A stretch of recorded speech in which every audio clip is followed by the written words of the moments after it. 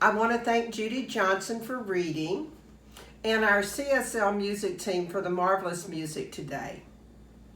Last week, Karen Drucker talked about something amazingly awesome is going to happen to us today. And she gave you a challenge. How many of you took that challenge to look for 3 things every day that were amazingly awesome? And sometimes that challenge requires a shift in our perspective. Today, we're continuing to take a shift in our perspective as we take a journey to acceptance. This week, we're talking about becoming more accepting and learning acceptance on all levels, for others as well as for ourselves. I'm going to ask you a question, and I want you to answer it on a scale of 1 to 10, where 1 is not at all and 10 is absolutely the truth. Here's the question. Are you living in integrity with who you are, with the wholeness of you that is divine? Whatever your number, I'm hoping that I can raise it just a little bit during this message today. But first, your question of the week. What is the one thing that you can do or be today so that you can recognize that everyone on the planet, especially you, is guided into wholeness by the divine? One more time. What is the one thing that you can do or be today so that you recognize that everyone on the planet, especially you, is guided into wholeness by the divine? I think we'll all agree that we're both human and spirit, a mashup of this divine perfection and human flaws. The personal challenge for each of us is to live with this paradox, to overcome our human errors while seeking the fuller expression of divine perfection. There's a spot when we're driving that we call the blind spot. And I'm sure if you drive that you're familiar with that spot. It's the spot where we can't see the cars that are coming up alongside of us. But did you know that there's a spot in your vision that is also a blind spot? If you close one eye and look at something, you get a different view than if you close the other eye or if you use both eyes. And actually, there's a blind spot in our vision that we fill in with what we believe to be the truth based on what we're already seeing. So it's something that is a reasonable guess based upon the rest of the vision that we're looking at. And I think that spirituality is a lot like that. It's more of a journey towards acceptance than it is seeking that attempt at being perfect. There are blind spots in our spirituality, and we learn to fill them in with our beliefs and what we think is reasonable. So if we look at our beliefs, are they of self-love and acceptance, which is what we need for our spiritual growth? Or are they of judgment and lack and a need for perfection? As long as we hold on to that need to be whatever in our opinion we consider to be perfect, we're going to make ourselves miserable. Without accepting what is, you can't move forward in life. The Serenity Prayer is a great example of that. Say it with me. God, grant me the serenity to accept the things I cannot change, to change the things I can, and the wisdom to know the difference. That says a lot, doesn't it? To truly be accepting, we must learn to feast on faith and to accept the things we cannot change while having the courage to change the ones we can. And having the wisdom to know when it's our turn to take over or when it's time to just let it go and let God. That's what we need in order to build our spirituality. That's what we work on so that we can expand who we are in that field of acceptance and of love. There's a story, and I'd like to read it to you because it's really pretty amazing story. It's called A Sandpiper to Bring You Joy. She was 6 years old when I first met her on the beach near where I live. I drive to this beach a distance of 3 or 4 miles whenever the world begins to close in on me. She was building a sandcastle or something and looked up, her eyes as blue as the sea. "Hello," she said. I answered with a nod, not really in the mood to bother with a small child. "I'm building," she said. "I see. What is it?" I asked, not caring. "Oh, I don't know. I just like the feel of sand."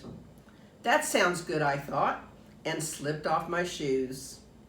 A sandpiper glided by.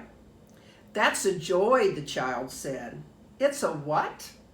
"It's a joy. My mama says sandpipers come to bring us joy." The bird went gliding down the beach. "Goodbye, joy," I muttered to myself. "Hello, pain," and turned to walk on.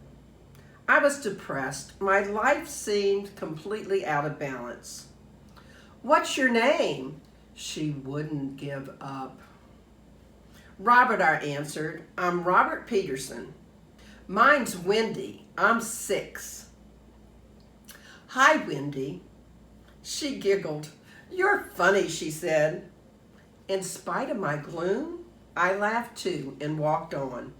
Her musical giggle followed me. "Come again, Mr. P," she called. "We'll have another happy day." The days and weeks that followed belonged to others, a group of unruly Boy Scouts, PTA meetings, an ailing mother. The sun was shining one morning as I took my hands out of the dishwasher. "I need a sandpiper," I said to myself, gathering up my coat. The ever-changing balm of the seashore awaited me. The breeze was chilly, but I strode along, trying to recapture the serenity I needed. I had forgotten the child and was startled when she appeared. "Hello, Mr. P," she said. "Do you want to play?" "What did you have in mind?" I asked with a twinge of annoyance. "I don't know. You say." "How about charades?" I answered sarcastically. Her twinkling laughter burst forth again. "I don't know what that is." "Then let's just walk." Looking at her, I noticed the delicate fairness of her face. "Where do you live?" I asked. "Over there." She pointed toward a row of summer cottages. Strange, I thought, in winter. "Where do you go to school?" "I don't go to school. Mama says we're on vacation." She chattered little girl talk as we strolled along the beach, but my mind was on other things. When I left for home, Wendy said it had been a happy day. Feeling surprisingly better, I smiled at her and agreed. 3 weeks later, I rushed to the beach in a state of near panic. I was in no mood to meet even Wendy. I thought I saw her mother on the porch and felt like demanding she keep her child at home. "Look, if you don't mind," I said crossly when Wendy caught up with me. "I'd rather be alone today." She seemed unusually pale and out of breath. "Why?" she asked. I turned to her and shouted, "Because my mother died," and thought, my God, why was I saying this to a little child? "Oh," she said quietly, "then this is a bad day." "Yes," I said, "and yesterday and the day before, and oh, go away." "Did it hurt?" she required. "Did what hurt?" I was exasperated with her and with myself. "When she died." "Of course it hurt," I snapped, misunderstanding, wrapped up in myself. I strode off. A month or so after that, when I went to the beach, she wasn't there. Feeling guilty, ashamed, and admitting to myself I missed her, I went up to the cottage after my walk and knocked at the door. A drawn-looking young woman with honey-colored hair opened the door. "Hello," I said. "I'm Robert Peterson. I missed your little girl today and wondered where she was." "Oh, yes, Mr. Peterson. Please come in. Wendy spoke of you so much. I'm afraid I allowed her to bother you. If she was a nuisance, please accept my apologies." "Not at all. She's a delightful child," I said, suddenly realizing that I meant it. "Where is she?" "Wendy died last week, Mr. Peterson. She had leukemia." "Maybe she didn't tell you." Struck dumb, I groped for my chair. My breath caught. She loved this beach, so when she asked to come, we couldn't say no. She seemed so much better here and had a lot of what she called happy days. But the last few weeks, she declined rapidly. Her voice faltered. "She left something for you. If only I can find it. Could you wait a minute while I look?" I nodded stupidly, my mind racing for something, anything to say to this lovely young woman. She handed me a smeared envelope with Mr. P printed in bold, childish letters. Inside was a drawing in bright crayon hues, a yellow beach, a blue sky, and a brown bird. Underneath was carefully printed, "A Sandpiper to bring you joy." Tears welled up in my eyes, and a heart that had almost forgotten to love opened wide. I took Wendy's mother in my arms. "I'm so sorry, I'm sorry, I'm so sorry," I muttered over and over, and we wept together. The precious little picture is framed now and hangs in my study. 6 words, one for each year of her life, that speak to me of harmony, courage, and undemanding love. A gift from a child with sea blue eyes and hair the color of sand, who taught me the gift of love. I would say that Robert was on a journey to acceptance that Wendy had already mastered. She accepted him as is and knew she could make a difference. How much faith do you think it took for Wendy to draw that picture for Mr. P, knowing that he would get it?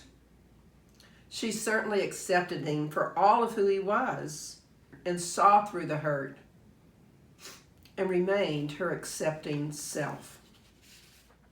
You know, I begin this by asking if you were in integrity with who you are and with the wholeness of you that is divine. How many times do we repeat those same useless mantras about ourselves and do the same negative patterns over and over again, denying the truth of who we are, that divine wholeness? If you're overweight, accept it. If you're addicted in some way, accept it. If you sometimes gossip or act unkind, accept it. It doesn't mean that you have to eat the wrong foods or continue with your addiction or be unkind in the future. It just means that we all do things that we wish we hadn't done, and that we can let go of those things and move into who we really are. Change can only happen by admitting your errors through a filter of forgiveness and love. In this thing called you, Ernest Holmes wrote this: "The mind is filled with the accumulated doubts of the ages, as though a vast abyss of doubt, fear, and uncertainty were standing between you and your desires." Isn't that an image? Doubt, fear, uncertainty standing between us and our desires. The more we hang on to those doubts about ourselves, the more we criticize ourselves for what we have done or failed to do, the more we affirm to ourselves that in some way we are lacking, the less accepting we become of ourselves and of others. What might it take for you to walk past those fears or to move around them so that you can obtain what it is we all desire? Complete love and acceptance. In the chapter in The Science of Mind on the way it works, Ernest Holmes wrote this: in that inner sanctuary of our own nature, hidden perhaps from objective gaze, nestles the seed perfection. I've told the story before of the gods sitting in heaven and trying to figure out where they could hide the fact that we're perfect. One of the gods said, well, let's hide it way deep in the ocean. And the quorum was that no, we would eventually figure out how to drill into the ocean and find it. Another god said, well, let's hide it way deep in the earth. And the god said, no, that's going to be way too easy. They'll be digging into the earth and find it. And another one said, well, let's hide it among the stars and the moon and what have you. And they said, no, they'll figure out how to fly and they'll find that too. Finally, they came up with a perfect solution. Let's hide it inside of themselves. They'll never look there. Holmes was right. Often that perfection is hidden from our gaze. Why? Because somewhere within each of us, doubt exists that we are not truly divine, that we're not as God created us. Somewhere we have yet to accept that we are wholeness personified. There's a song I love. It's only got 3 verses, and it's usually sung as a round, but it goes like this. I am as God created me, in the light, in the love, in the glory. I am as God created me, in the light, in the love, in the glory. And the second verse, in the light, in the love, in the glory of God I am. In the light, in the love, in the glory of God I am. I think the third verse is my absolute favorite, maybe because it's pretty catchy.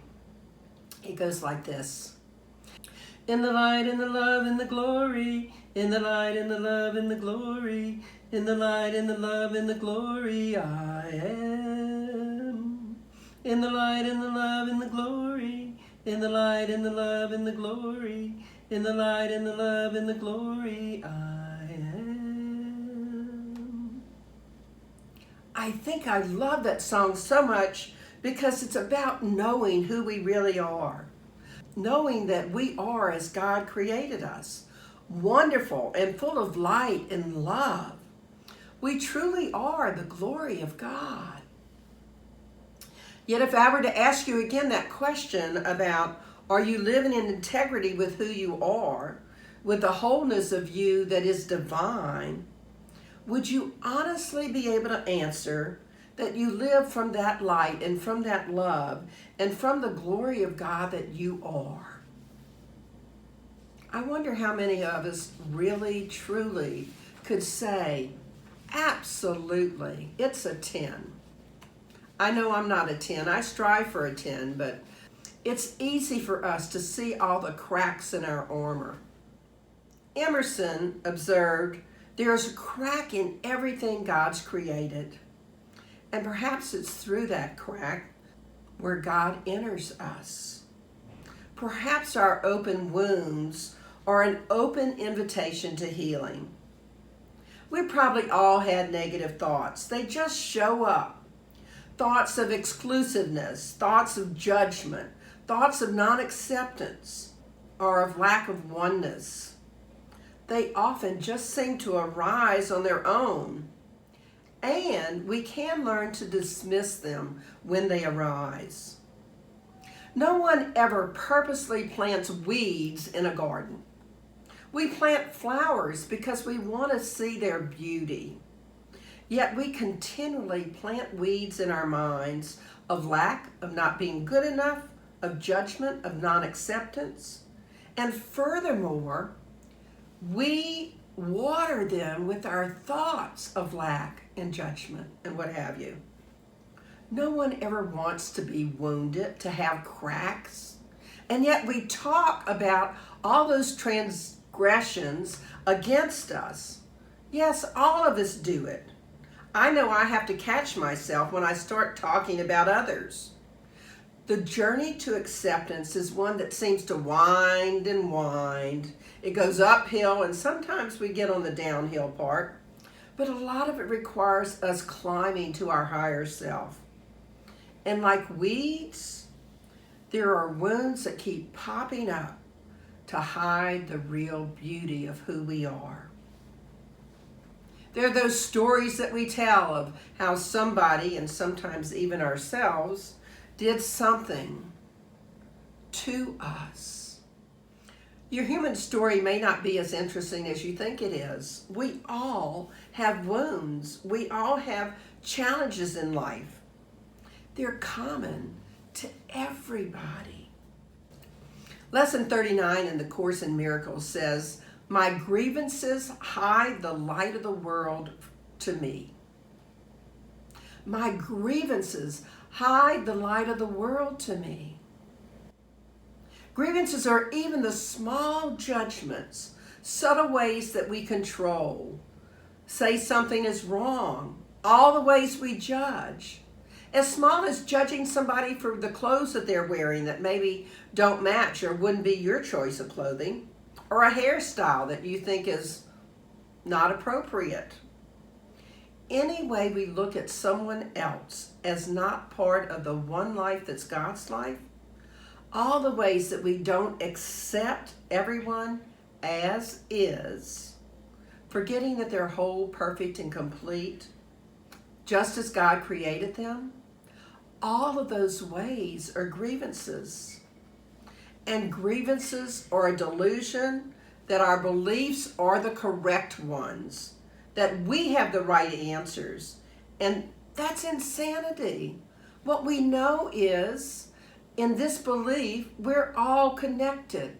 There is one life, and that's God's life, and it's our life right here and right now, the life of everyone on this planet. In our song right before the talk, it was called Sweet Spirit. And we mentioned daily walking with Spirit and knowing Spirit's love is right in you. It also said that we'd be satisfied as long as we knew that sweet Spirit's love is true. I know that to be the truth. I don't always remember it, but I do know it to be the truth. What makes our acceptance possible is our determination to separate the belief from the believer. And that's true not only for yourself, but for others as well. You're not in this life to succumb to human tragedy or to focus on your cracks or the cracks that belong in someone else. You're here to triumph over it and allow God to come into you through those cracks. I love that I can remember that the command of the universe is upward and onward to the greater good. Upward and onward to the greater good. Spiritual energy is infinite, and its tendency is to be expressed. Spiritual energy is infinite, and its tendency is to be expressed. Isn't it marvelous that we have the ability to self-correct and self-connect? The power to create the life that you want is right within you. That perfection that is hidden right within your very being. And this thing called you, Holmes wrote, you are an eternal being now on the pathway of endless unfoldment. Never less, but always more of yourself. So make your story one of acceptance. And remember, you are as God created you, in the light, in the love, in the glory of God.